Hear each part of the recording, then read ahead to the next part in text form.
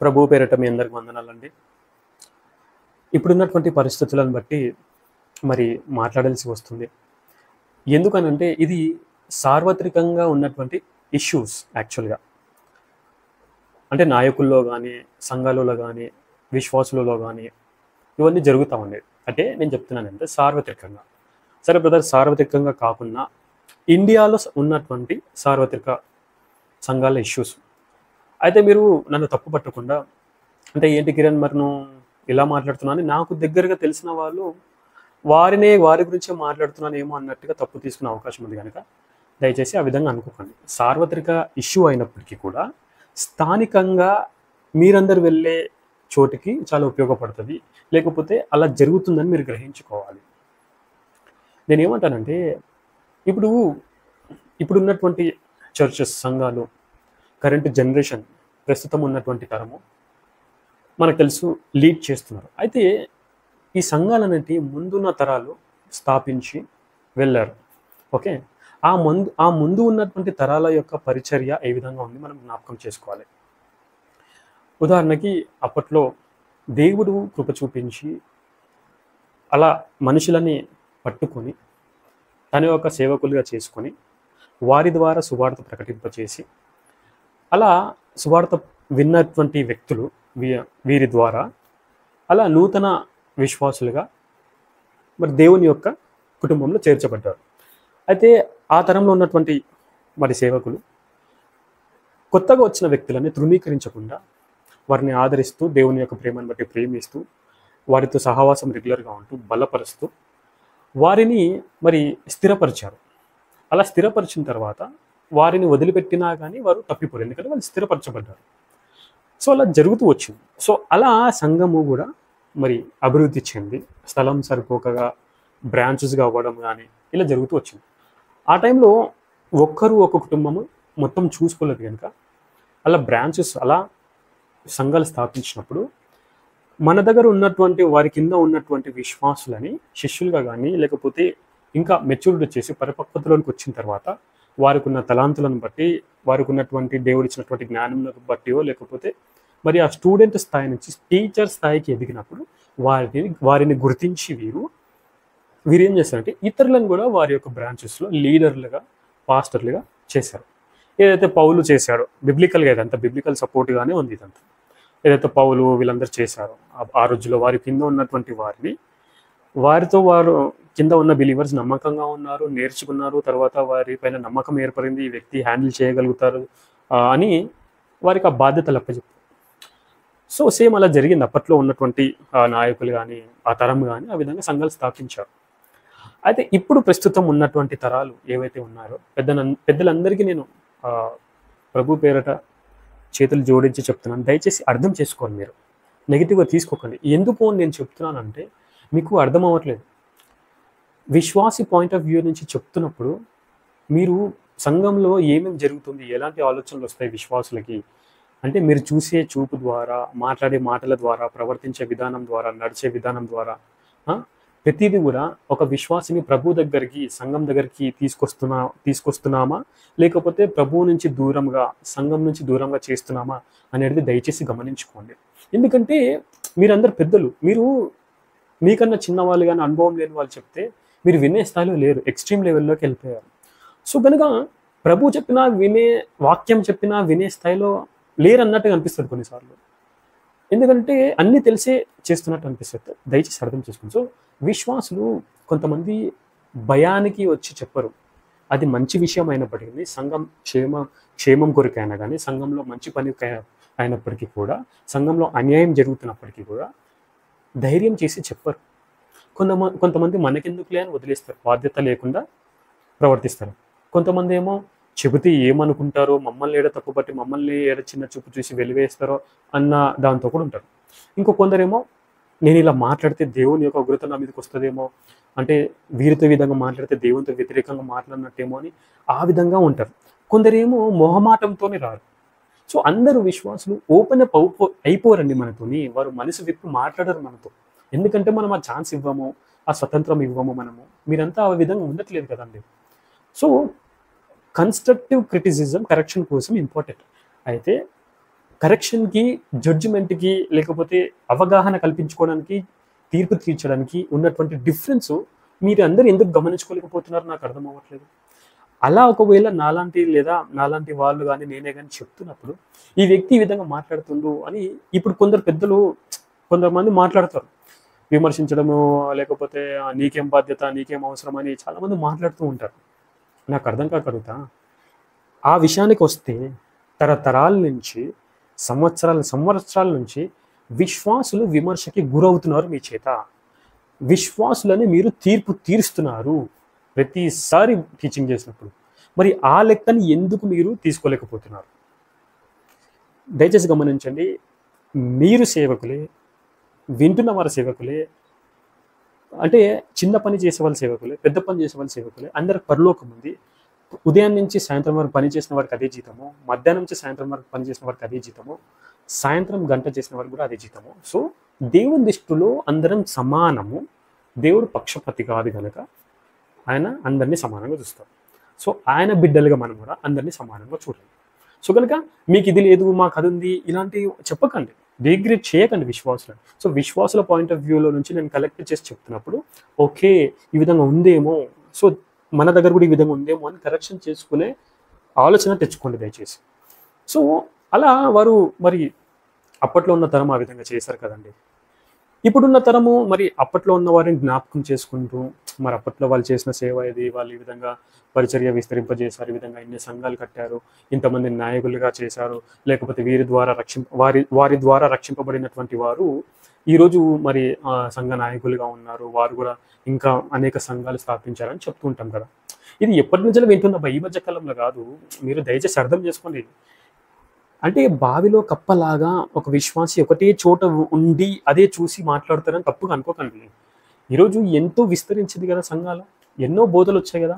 ఇప్పుడు నేను కూడా ఎన్నో చోట్ల వెళ్ళాను కనుక నాకు తెలుసు, నేను చూశాను కాబట్టి, ప్రాక్టికల్గా అనుభవించాను కాబట్టి ఐ కెన్ టెల్. లేకపోతే నేనెందుకు చెప్తాను, నాకెందుకు అనుభవం లేకుండా మాట్లాడతాను. సో అలా చెబుతున్నప్పుడు దయచేసి ఎదుటిన్న విశ్వాసులు, వాళ్ళు దేవుని బిడ్డలు, వాళ్ళు జ్ఞానవంతులు, వాళ్ళకి కొంచెం ఆలోచన వస్తుంది మనం ఇట్లా చెప్తున్నప్పుడు అని గమనించుకొని చూసి మాట్లాడండి. ఇప్పుడు ఆ విధంగా చెప్తాం కదా, అంతకుముందు ఇలా ఉండే పరిచర్య అని. మరి ఇప్పుడు ఎందుకు ఆ పరిచర్యని లేకపోతే వారి నుండి మనము సేమ్ పరిచర్య ఎందుకు కొనసాగించలేకపోతున్నాము? మనం ఎందుకు సువార్త చెప్పడం లేదు? మనం ఎందుకు లిమిటెడ్ ప్లేస్లోనే ఉన్నాము? లేకపోతే మన దగ్గర ఉన్నటువంటి వారిని కూడా సువార్త చెప్పమని ఎందుకు ప్రోత్సహించడం లేదు? ఒకవేళ సువార్త చెప్తే దాన్ని ఎందుకు గుర్తించి మరి ఇంకా కరెక్ట్ చేస్తూ ఇంకా ఇలా కాదు ఇలా చెప్పాలని ఎందుకు ప్రోత్సహించడం లేదు? ఒకవేళ ఎవరైనా సువార్త చెప్తే అతనికి ఎందుకు సపోర్ట్ చేయడం లేదు? అతన్ని ఎందుకు ప్రోత్సహించడం లేదు? అలా చేయకపోవడం ద్వారా ఈరోజు లిమిటెడ్గా ఉన్న సంఘం లిమిటెడ్గా అయిపోయి సంఘం లిమిటెడ్గానే కొనసాగుతుంది ఉన్న తరంతో. సో ఇప్పుడు ఎందుకు మరి అప్పుడున్న వారు ఆ విధంగా సువార్త ప్రకటించి సంఘాలు స్థాపించారు, వారి ద్వారా వచ్చి రక్షింపబడిన వారు కూడా ఇంకా సంఘాలు స్థాపించారని చెప్పుకున్నటువంటి మనం ఎందుకు చెప్పడం లేదు? మనం ఎందుకు స్థాపించడం లేదు? మనం ఎందుకు మన దగ్గర ఉన్నటువంటి విశ్వాసులలో ఎవరు మెచ్యూర్డ్గా ఉన్నారు, ఎవరి దగ్గర తలాంతులు ఉంది, ఎవరు అయితే ఈ బాధ్యత ఇస్తే చేయగలుగుతారని గుర్తించి మనం ఎందుకు మన దగ్గర ఉన్నటువంటి విశ్వాసులని ఆ విధంగా నాయకులుగా చేయలేకపోతున్నాము, ఆ విధంగా బాధ్యతలు ఇవ్వలేకపోతున్నాము? ఏమి అడ్డొస్తుంది అనేది వ్యక్తిగతంగా కుటుంబంగా పరీక్షించుకుందామా పెద్దల్లారా అయ్యల్లారా అనేది నా ప్రశ్న. బ్రదర్ మీకు ఎందుకు ఇవన్నీ, నన్ ఆఫ్ యువర్ బిజినెస్, మీకు ఇది అవసరం లేదు కదా బ్రదర్ అని అనుకుంటే, నన్ ఆఫ్ యువర్ బిజినెస్ అని అనుకుంటే మరి ఎవరి బిజినెస్ ఇది? అన్యుడు వచ్చి చెప్పాలా మనకి? అన్యుడు వచ్చి చెప్పాలా? లేకపోతే దేవుని రక్తంలో కడగబడినటువంటి ప్రతి ఒక్క బిడ్డ, విలువైన ప్రతి ఒక్క విశ్వాసి కానీ నాయకులే కానీ ఒక షెడ్డు కిందికి, సంఘం అనే షెడ్డు కిందికి వచ్చినటువంటి మనము అంటే సమాజంగా గ్రూప్గా కూడినప్పుడు ఒక షెడ్డు కిందికి వచ్చినప్పుడు అది మన కుటుంబం అని భావిస్తాం కదా. ఈ కుటుంబంలో ప్రతి ఒక్కరికి బాధ్యత ఉంది అన్న సంగతిని మనం గుర్తిస్తే అది ఎవరు చెప్పినా తీసుకుంటాం. ఈ ఇన్పుట్స్ వ్యాలిడ్ పాయింట్స్ని మీరు దయచేసి గమనిస్తే మీకు అర్థమవుతుంది. ఎందుకు ఇప్పుడు అప్పుడున్న వాటిని మనం గుర్తు చేసుకొని చెప్పుకుంటున్నాం గొప్పలు, కానీ ఇప్పుడు ఎందుకు అది కొనసాగడం లేదు? ఇప్పుడు దేవుడు ప్రతి జాతి నుండి తన రక్తము చేత ప్రతి జాతి నుండి, ప్రతి ఒక్క దేశము నుండి, నలుమూలల నుండి, ప్రతి జాతి నుండి పిలుచుకున్నాడు ప్రతి ఒక్కరిని ఆయన రక్షణ కృపచేత ఇచ్చి. ఓకే, అలా బ్యాక్గ్రౌండ్ డిఫరెంట్ బ్యాక్గ్రౌండ్స్ నుంచి వచ్చినటువంటి ప్రజలు వాక్యానుసారంగా చూసుకున్నా, వాక్యంలో ఉన్న నాయకులు చూసుకున్నా, వారందరూ కూడా దేవుని యొక్క సేవకులుగా, నాయకులుగా కొనసాగారు. ఇప్పుడు ఎందుకు వివిధ బ్యాక్‌గ్రౌండ్ నుండి వచ్చినటువంటి విశ్వాసులు ఎందుకు సంఘాలను స్థాపించలేకపోతున్నారు? ఎందుకు నాయకులుగా అవ్వలేకపోతున్నారు? ఎందుకు వాడబడలేకపోతున్నారు? ఇప్పుడు ఎందుకు లోకంలో జరిగే రాజకీయంలాగా కుటుంబ పరిపాలననే ఇప్పుడెందుకు జరుగుతుంది? అప్పుడున్న తరాన్ని జ్ఞాపకం చేసుకుంటూనే, అప్పుడున్న తరాన్ని వారు చేసిన సేవను జ్ఞాపకం చేసుకుంటూనే, ఆ పరిచర్య మనం కొనసాగించకుండా ఇప్పుడెందుకు డిఫరెంట్‌గా పరిచర్యను మనం చేసి, ఇంకా వింటున్న విశ్వాసులు పిచ్చోళ్ళని ఏ విధంగా అనుకుంటున్నారు? పెద్దలు, అయ్యలారా, దయచేసి వినయంతో, భయంతోనే చెప్తున్నాను. బట్ సత్యం విషయం కాబట్టి, సిద్ధాంత విషయం కాబట్టి ఇందులో కాంప్రమైజ్ అయ్యేది లేదు. ఇంకా మిగతా సెంటిమెంట్లు ఏదైనా కానీ I will compromise in those situations, in those matters. But ఈ విషయంలో సారీ. ఫస్ట్ ప్రభువే, ఫస్ట్ దేవుడే, తర్వాత ఎవరైనా. So please correct. మనల్ని విమర్శించుకోకపోతే కష్టం. మన ఇంటి విషయంలో మన కొడుకుకి, మన తండ్రికి, మన తల్లికి, మన పిల్లలకి మనమే చెప్పుకుంటాము. బయటి వాళ్ళు వచ్చి మీ కొడుకు ఈ విధంగా చేశారు, మీ అయ్య ఈ విధంగా తాగి పడిపోయాడు ఏంటి అని అడిగినప్పుడు మనకి ఎంత అవమానం ఉంటుందో. ఏంటి ఈ విధంగా చేసావంట, వాళ్ళు వచ్చి నీ గురించి నన్నేంద్ర బయట వాళ్ళు వచ్చి తిట్టడము, నాకు ఎప్పుడు ఇలాంటి పేరు రాలేదు అని ఏ విధంగా అయితే అనుకుంటామో. సో మన కుటుంబము, మనము సంఘముగా, మన కుటుంబము, మనం విశ్వాసులము, మనము చెప్పుకుందాం. ఇన్పుట్స్ ఇచ్చి టీం వర్క్గా వెళ్తూ ఇన్పుట్స్ తీసుకొని సరి చేసుకుందాము. నన్ ఆఫ్ యువర్ బిజినెస్ అంటే మాత్రం ఆ కుటుంబంలో ఐక్యత లేదని అర్థము. లేకపోతే బయట వాళ్ళు వచ్చి చెప్పే అవకాశం వస్తుంది. మరి బయట వాళ్ళకి అవకాశం ఇద్దామా, మనమే చూసుకుందామా? ఓకే. అధ్యక్షుడగవాడు, పరిచారకులు నిందారహితులుగా ఉండాలి. మనం ప్రతిదీ కూడా నిందారహితులుగా, మనం దేవుని బిడ్డలుగా నిందారహితులుగా ఉండాలి. మనమే మన చూపు చేత, మాట చేత, ప్రవర్తన చేత, నడక చేత, క్రియల చేత మనమే విమర్శించుకునే విధానంగా ఒకరికి ఛాన్స్ ఇచ్చి తయారవుతూ, అప్పుడు ఎవరైనా వేలెత్తి చూపిస్తున్నప్పుడు నన్నే ఈ విధంగా అంటావా అని మళ్ళీ వాక్యానికి వ్యతిరేకంగా కోపం తెచ్చుకొని ఎంతటికైనా తెగించడానికి వెనుకపోతలేమంటే ఇంకా ఏం నేర్చుకుంటాం? ఇంకా దేవుడు చెప్పినా కరెక్షన్ చేసుకునే సిచ్యువేషన్ లేమా అండి మనం? సో దయచేసి గమనించండి. అప్పుడున్న పరిచర్యని జ్ఞాపకం చేసుకుంటున్నటువంటి మనము ఈ తరంలో అప్పుడున్న పరిచర్య ఇప్పుడు ఎందుకు ఉండడం లేదు? అప్పుడున్న పరిచర్య జ్ఞాపకం చేసుకుంటూనే ఇప్పుడు ఎందుకు డిఫరెంట్గా మనం చేస్తున్నాం అనేది నాకు అర్థం అవ్వట్లేదు. సో ఏం అడ్డం వస్తుంది? ఎక్కడ స్వార్థం అడ్డం వస్తుంది? ఎక్కడ ఈర్ష్య అడ్డం వస్తుంది? ఎక్కడ అసూయత అడ్డం వస్తుంది? ఎక్కడ ఏమి సొంత మాటలు వస్తున్నాయి? ఎక్కడ ఎమోషన్స్ అలౌ చేస్తున్నాం మనం? ఇవన్నీ దేవుని మీద నెట్టేయడం ఎందుకు? దేవుడు అని మధ్యలో ఎందుకు తీసుకురావడము? I'm not understanding. సింపుల్ అండి. ఫస్ట్ క్లాసు నుండి సంవత్సరాలు గడిచిన ఫస్ట్ క్లాస్లో ఉండరు ఏ స్టూడెంటు. 10th పోతాడు, 12th పోతాడు, డిగ్రీ అయిపోతుంది, పోస్ట్ గ్రాడ్యుయేట్. ఆ తర్వాత అతను ఒక ఉద్యోగంలో ఫ్రెషర్గా జాయిన్ అవుతాడు, లేకపోతే బిజినెస్ ఫ్రెషర్గా స్టార్ట్ చేస్తాడు.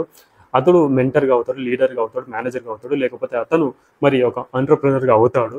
10 మందికి అతను ఎంప్లాయీగా చేసుకునే స్థాయికి వస్తాడు. ఇది లోక సంబంధంలో ఈ విధంగా కొనసాగుతున్నప్పుడు మరి ఎందుకు ఆత్మీయ జీవితంలో ఒక విశ్వాసి ఇంకా విశ్వాసిగానే ఉంటున్నాడు? ఎన్ని తరాలైనా కానీ, ఎంత అనుభవం ఉన్నా, ఎంత ఏజ్ వచ్చినా కానీ, ఎన్ని సంవత్సరాలైనా. బ్రదర్ మీరు ఉన్నారా, ఎవరి దగ్గర నన్ను ఆ విధంగా నమ్మకంగా ఉన్నారా, మీరు ఎవరికి చేతి కింద నన్ను ఉన్నారా, మీరు ఈ విధంగా మాట్లాడుతున్నారా అని అనొచ్చు. బ్రదర్ నేను జాగ్రత్త పడుతున్నాను. నేను ఒకటే బ్రదర్ సిస్టర్, నేను జాగ్రత్త పడుతున్నాను. ఎందుకంటే నేను ఎక్కడ తిరిగినా ఏం చూసినా కానీ నాకన్నా ముందు రక్షింపబడిన వారే కానీ, చిన్నప్పటి నుంచి క్రైస్తవులుగా ఉన్నవారే కానీ, ఎంతో 70 ఏళ్ళు వచ్చి 80 ఏళ్ళు వచ్చి కూడా ఎంతో అనుభవం ఉండి, ఎంతో తలాంతులు ఉండి కూడా వారు ఇంకా విశ్వాస స్థాయిలోనే ఉంటున్నప్పుడు చూసినప్పుడు ఇది సరైన ప్లేసా కాదా ఉపయోగపడడానికి అన్న ఆలోచన ఆల్రెడీ వచ్చింది ప్రతి చోట వెళ్ళినప్పుడు. ఓకే. సో అది చూసినప్పుడే డిస్కరేజ్మెంట్ వచ్చింది.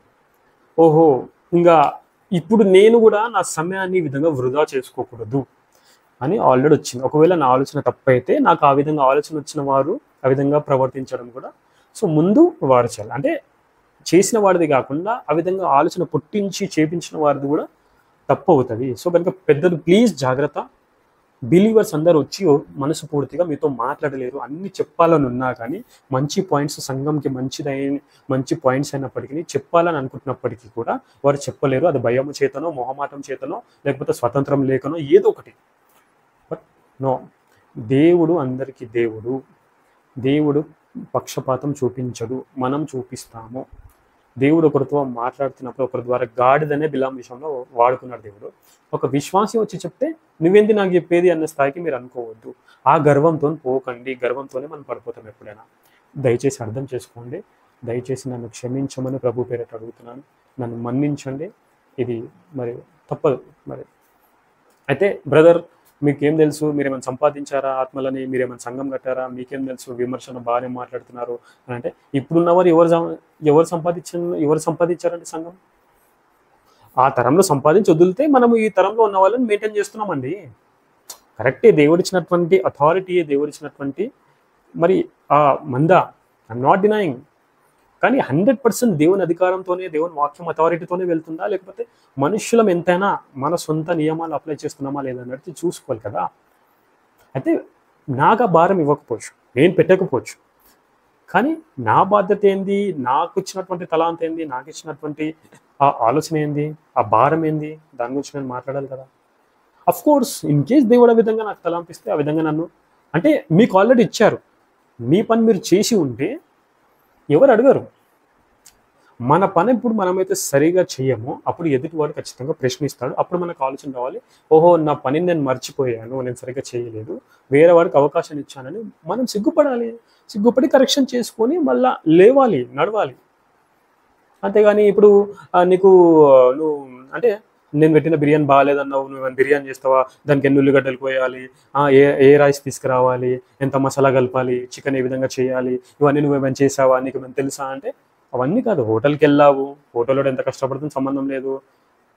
వాడు డబ్బు పెట్టాడు, బిర్యానీ వచ్చింది, టేస్ట్ ఉందా లేదా ఫీడ్బ్యాక్ ఇచ్చాడు, అంతే. వాడి పని తిని ఫీడ్బ్యాక్ ఇవ్వడమే. మీ పని వడ్డించి మంచి క్వాలిటీ ఫుడ్ ఇవ్వాల్సిందే, అంతే, సింపుల్. అందరం ఇంజనీర్లం అయిపోతే మరి డాక్టర్లు వారండి.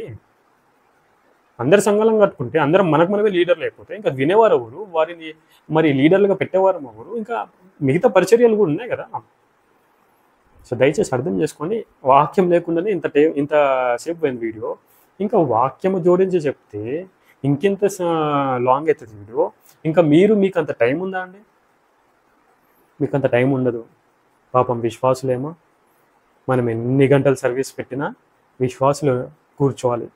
వారు వెన్నుపూస విరిగిపోయినా కదలకుండా కూర్చోవాలి, చూడాలి,